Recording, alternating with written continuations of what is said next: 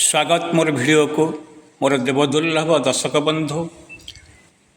आम भारतीय धार्मिक विश्वास और परंपरा बड़ विचित्र और मधुरमय मध्य। विश्वर अनेक देश एकस्वरवादी होइथिबा बेले भारतीय माने बहुस्वरवादी ईश्वर को आम विभिन्न रूप से भक्ति करिथाओ। तेबे रूपचित्र देवता और देवी माने जेपरि जीवंत परि आम विश्वास भितर थांती। भगवान विष्णु को विभिन्न रूप से आम पूजा करिथाउ। विश्वास जे भगवान विष्णु विभिन्न अवतार रे एही पृथ्वी पृष्ठ रे जन्मग्रहण करथिले। सबु जुगरे तांकर स्वतंत्र अवतार केवल पृथ्वी रे शांति और मानव समाजर कल्याण पाए। द्वापर जुगरे कृष्ण अवतार रे श्रीकृष्ण प्रेम भक्ति और शक्तिर स्वरूप। मानव प्रेम ही श्रेष्ठ बोली से प्रमाण करथिले। श्रीकृष्णकर बाल्यलीला खूब रसवंत और कौतूहलपूर्ण। बालकृष्ण बहु असुर निर्धन करने सहित अनेक भक्त मानकर मनस्कामना पूर्ण करते। तेणु तांको अनेक रूप से पूजा करा जाए। तो आज आम आसी जाइछे गोपीनाथ आश्रम को।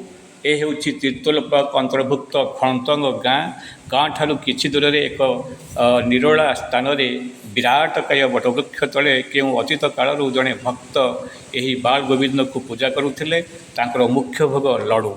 बाल गोविंद लडू प्रिय, एणु भक्त माने यही स्थान को बाल गोविंद को पाई लडू भोग धरी आसती। अनेक लोक कहानी रही। जड़े भक्तर संतान संतति हो नथिला। अत्यंत दुखर सहित से बाल गोविंद को तार दुख जनाई कांदी कांदी फेरीथिला। गड़ी चले समय बाल गोविंद कृपारू तांकर पुत्रटे हुए। एमती अनेक कहानी उपकहानी बाल गोविंद विषय अच्छी। तेबे यही स्थान में प्रतिवर्ष गाँ लोक मैंने जानी यात्रा करती। स्थानटी भक्त मान द्वारा पूरी उठे। एवं बाल गोविंद नाम गोपीनाथ भावे परिचित।